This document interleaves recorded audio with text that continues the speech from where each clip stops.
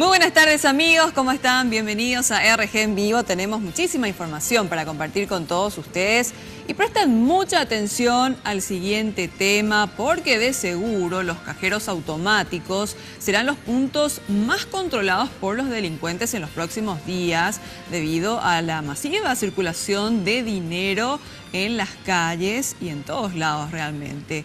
La Policía Nacional, como todos los años, lanzó su operativo Año Pajá y este año, 2017, más de 300 efectivos custodiarán las zonas consideradas de mayor peligro. Las principales recomendaciones para no ser víctimas de robos son: no contar el dinero en la mano mientras se camina por la calle, no olvidarse las tarjetas en el cajero, estar atentos a espías que solo esperan un descuido para asaltar a una cuadra del cajero.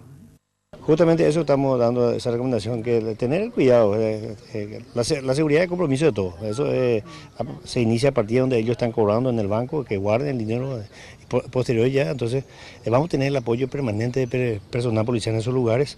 Ahora, gente que maneja mayor cantidad de caudal, entonces que avise al personal policial patrullero, tiene esa directiva de acompañar, le puede llevar a su casa.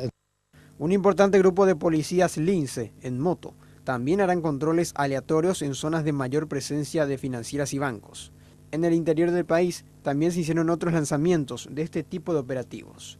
Según las autoridades policiales, en los últimos años hubo una disminución considerable de casos de robos de aguinaldos y salarios en esta época.